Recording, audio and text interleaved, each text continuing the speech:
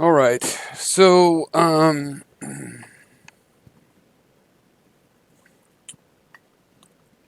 copy here. Um, this isn't really a reply to Warbles. Let's see if this audio is coming. Yes. This is particularly, but he did make this guy make it was Warbles on a lot of it. Made it. Put a link to the video. It's not really a reply to him except for one part, but I also I watched it and I decided to make another video on impeachment. Now, people love to double guess everything you say, right? Like that it's a prediction or anything. I maintain, even when I make predictions, it's like I'm not invested that they become true. To me, it's like a sport. I mean, you're never going to get a prediction right. We know we can't tell the future. But also, often I'm not making a prediction. Like, I think they should impeach, but if I had to make a prediction, they're not going to impeach. A lot of the Pelosi supporters have been going to this site, Daily Coast, that's like a mainstream Democratic supporter kind of thing, sort of a lot of people that like Biden or whatever. And there's a lot of people that like, more progressive people, but it's kind of like the scattering you have of that in the. Anyway, that's a whole nother story. But a lot of people supporting Pelosi, they're saying, oh, she's going to work towards it. There needs to be public support and things. And it's like, no, Americans expect a leader to commit before it's popular. Don't just get on the bandwagon. The only reason that worked in American history is people didn't see you doing it because they weren't so in touch with what the polls were saying. But now they know that the polls switch and a week later you're on board. They know. And they don't like that, But if I had to make my. Anyway, her supporters in this are saying, it's got to get popular. But they're not making the case to make it popular. They're arguing, don't do it. She's in public saying, no, we don't want to do it. So, whatever. I think that's bad strategy. So I'll get into that. But first of all, the part that is a reply to Warbles is I'm going to put this here if anybody shows up in a commentary. Um,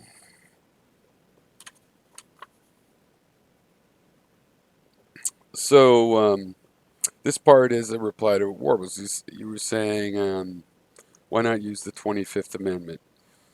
Well, I think you're talking about Section 4. Because the 24th Amendment talks about the vice president taking the president's place, but Section 4, where he can be kicked out because he's nuts or incapacitated or something, that takes the vice president and a majority of the cabinet, or a body that is legally appointed to do that by the Congress. So the Congress could make a law saying that there is a body, a mental health review board for the president.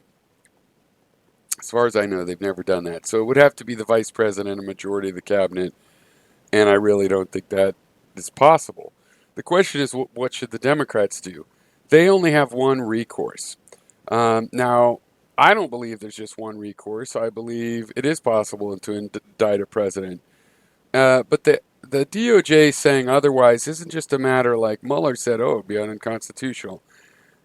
It wouldn't be unconstitutional. The Constitution talks about a lot of things. It does not say you can indict the president. It even talks about when you can or can't arrest federal officials and things like this to be unmolested. Can't arrest them in the house, can't arrest for certain things, stuff like this. It could have said you can't indict a president. But I think it's beyond just what the Constitution says. They do have a legitimate worry that that would get fucking messy. And there is another remedy. The sheriff, in the case of the president, is the Congress, and that's why there's congressional oversight. And frankly, they have no limitations really on why they would impeach or convict in the Senate subsequently. There's no real rules. It's just up to their judgment, which means that the rule is don't piss them off or give them too many excuses. Right? Don't give them too many excuses. That would be the precedent. And then they're the sheriff, and the guy to, the president is to go to jail because he gets impeached, but he could be indicted. There's no double jeopardy with it. So that's all they can do, because if you're going to defy subpoenas and things like this, and the only one to enforce it is the Department of Justice, and they're going to ignore that whole avenue, that in itself, it's not just impeachable, it has to be impeached. Congressional oversight is definitely an important part of the republic. It's part of the law and order. And the sense in which we're not just purely democratic is we don't vote on laws directly. So one generation can't just say, hey, I like having a criminal president and make that true, at least not according to our system. Now it could still happen. And it looks like it's happening now, so far. So the number one reason to impeach, that it's a duty to impeach, is the congressional oversight. That has to be. You could struggle with the president about the details, but if the president, as he has, is just like, I'm not going to cooperate. In fact, I'm not even going to let the government or cooperate on laws. I'm not going to. Not only am I not going to cooperate with your oversight, but I'm not going to cooperate on anything else. That's that's an important part of our democracy that requires defense from people who've taken an oath to defend it. In my opinion, also the emoluments, getting payments both through his hotels and other means, but most publicly, indisputably, through his hotels, both from foreign governments and also by staying at his own hotels and having the government rent rooms from himself. That's illegal in the Constitution. It was important enough right in the Constitution. Now, you could say, hey, I want to change that. I want to have a wealthy businessman and he sells cars. Of course, people can buy cars when he's president. I mean, you might make a little money, but I don't want to make these wealthy businessmen ineligible. Well, I mean, traditionally, people would sell off their assets so that they wouldn't be making money that way, or at least put it in a blind trust where it could be managed or sold or whatever. Um, at least some sort of a compromise to it. Maybe people want to change that. I don't. But I don't have a problem with super rich men having to sell their businesses, uh, or give them away or something before they become president. Um, but it's a democracy, is what I'm saying. If other people, fine, you'd have to change the Constitution. Okay, so you change the Constitution to make emolument legal. Until then, it's as illegal as it gets, right? And then the criminal obstruction of justice. I'm still reading the report, and it's like, it's amazing. Like, I mean, you would think there's a good chance the Russians did hack the vote tally when you read about the hacking they did and which units did it and stuff. And, uh, I'm sure the trumpets would say, oh, but he just made that up. Well, then why didn't he indict? Pretty stupid to make this shit up and then not indict. If he's going out for a killer lie job, why not indict? But anyway, they were in a lot of the voting systems of various states. And to have obstructed justice, there's a lot of deleted emails and results of that obstruction, making it possible they still had a conspiracy. Though I would say it looks like the collusion wasn't that kind of conspiracy. It was more like, you help me, I talk to you, and I tell you. They talk to each other. They weren't exactly coordinated. They aren't exactly a group that believes in having plans, and maybe this is one of the reasons. Um, but anyway, when the Democrats politically are saying, oh, we need to wait for more evidence, they're telegraphing they don't think there's enough evidence already. And it's not just evidence to have a chance. It's like these are serious things, I think. I don't want, like, a lot of them are going, no, we just win in 2020. I don't want that. I don't want a Democratic president to be beyond oversight either. I believe there should be an independent, department of the investigate the president. We could vote for that guy separate. You know, I like them being investigated. I think it's perfectly legitimate when you're in that position of power. You have the resources to also defend yourself. And it might be a distraction, but it's a distraction in proportion to how what you have to fucking hide. And um, I think that is scrutiny that keeps people on their toes. I'm for the office of ombudsman and whatnot. So I would take it as a loss if some Democrat gets elected and that is the new law of the land. It's like when Reagan started using executive orders a lot and the Democrats complained, but when the Democrats got in power, what did they do? They just started using it. And then it just became the new normal. And there's no Democrat, even a Democratic saint, you just can't use the executive order in a positive way as well as you can use it to put troops on the border or go to a war and a lot of worse things, I think. But even if it was balanced, that's not the way the legal system's supposed to work with or legislation. So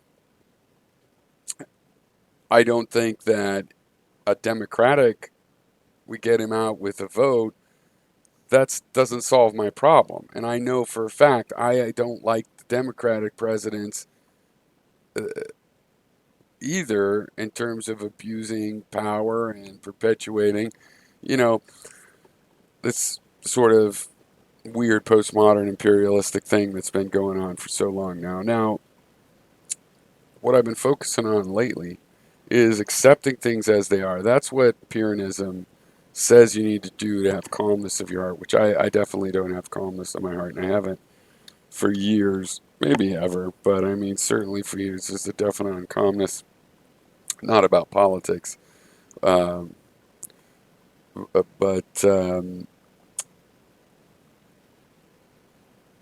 I do calm my heart this way, but then I also let it going back to have my worries.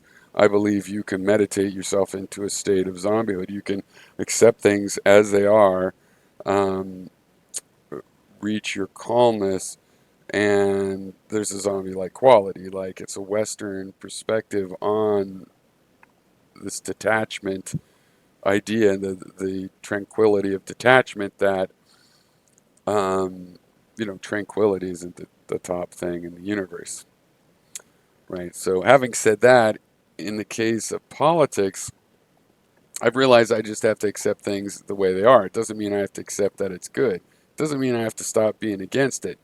But what can I do against it is, I can vote. Of course, I continue to be in the conversation, but people don't really take my advice. I said, don't go to Iraq War. It'll become a quagmire. The NAFTA will destroy unions and our American, uh, industries, auto industry and various industries. And, nobody really listens to those things. And you just have to. So, but things like if the Democrats are going to want Biden, I think that Trump will win. And if the Democrats aren't going to impeach, I mean, I think impeaching would be good in politics, but it doesn't really matter. You have to fight. To me, it's like there was this serial murderer in California once, and I was living in there at the time, and he kept killing people, and he would fool them into letting them tie him up, and you'll be okay if you just give in, and they weren't. He killed them.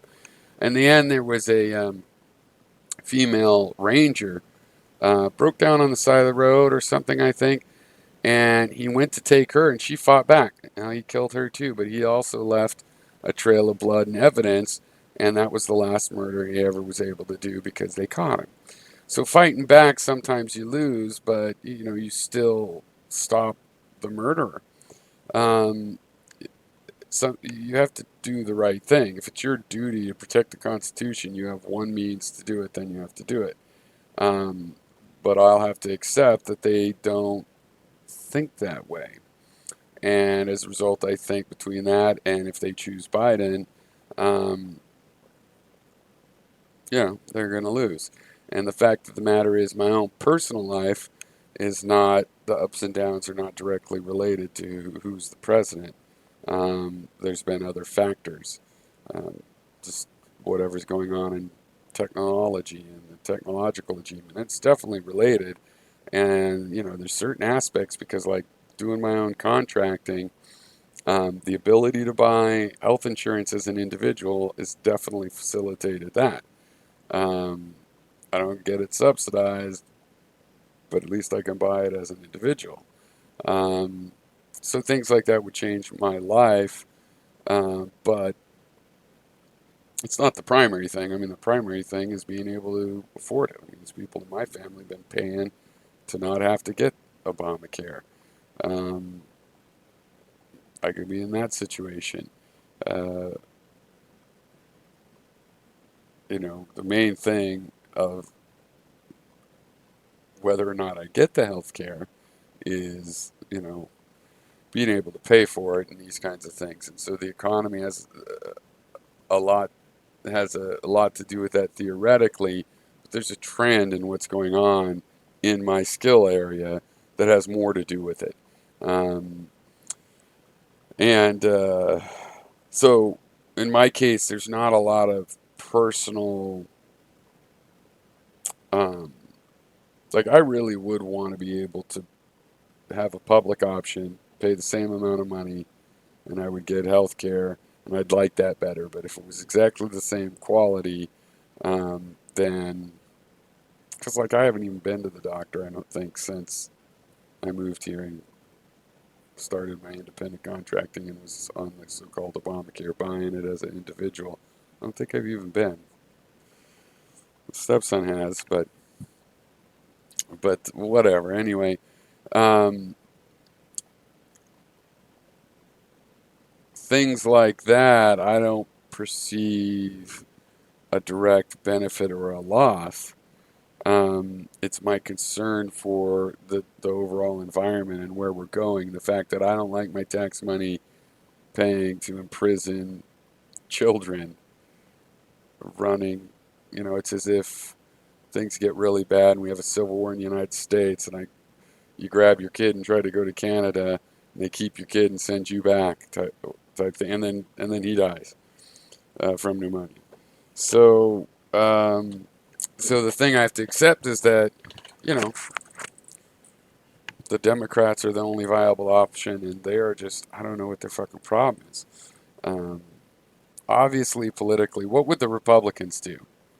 And that's not why I think we should do it, but they would certainly impeach. They wouldn't care people calling foul or anything. I mean, what is it's bizarre, really.